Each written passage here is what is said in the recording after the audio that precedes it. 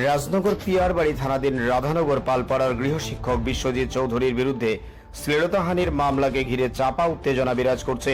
গৃহশিক্ষকের বিরুদ্ধে করা মামলাটা সম্পূর্ণ ভিত্তিহীন বলে ছাত্রছাত্রী সহ অভিভাবকদের একাংশ আজ দক্ষিণ জেলা পুলিশ সুপারের নিকট সাক্ষাৎ করে আর্জি জানালেন। তাদের দাবি গৃহশিক্ষক নির্দোষ, পরিকল্পিতভাবে ফাঁসানো হয়েছে গৃহশিক্ষককে। উল্লেখ্য, গত 2 দিন আগে রাজনগর পিয়ারবাড়ি থানাতে গৃহশিক্ষকের বিরুদ্ধে শ্লীলতাহানির অভিযোগ তুলে মামলা দায়ের করেছিল এক নাবালিকা ছাত্রীর অভিভাবক। অভিযোগ ছিল গৃহশিক্ষক বিশ্বজিৎ চৌধুরী 13 বছরের নাবালিকা ছাত্রীকে শ্লীলতাহানি করেছে, বিভিন্নভাবে গায়ে হাত দিয়েছে বলেও অভিযোগ উঠেছে।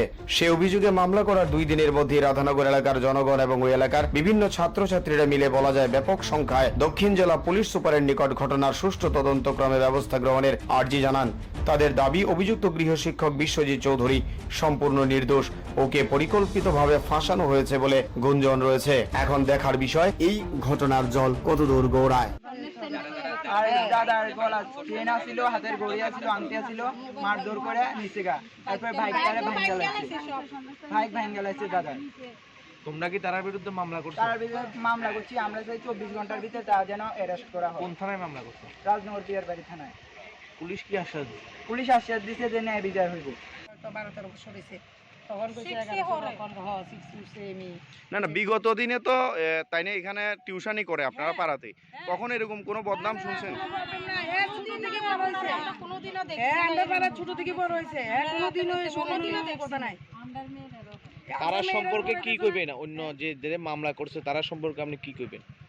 তারা সম্পর্কে তো ওই মহিলারা তো এখানে না, মহিলা আগে বলে বুয়া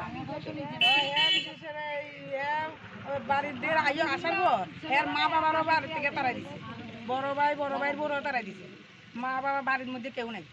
এখন তারা দুজনে আর মেয়েটা লইয়া এই বাড়িতে থাকে। বাড়িটা যেমন ওখানে রাজপুরি করছে, কি দিয়া করছে কি না করছে এটা আমরা জানি না।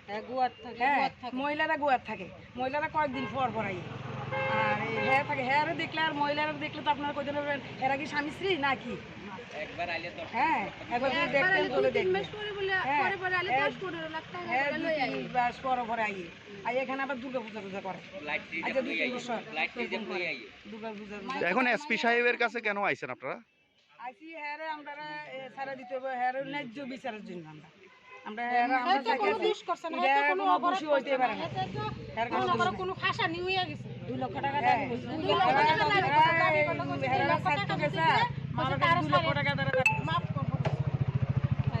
2 লক্ষ টাকা কে দাবি করছে? মানে আপনাদের বক্তব্য পুরো প্রি প্ল্যানিং এ এটা ফাঁসানো হইতেছে।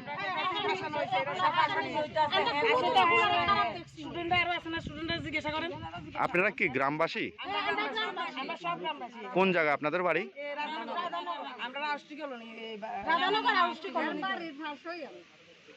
এখন নাই বিচার চাইতেছেন?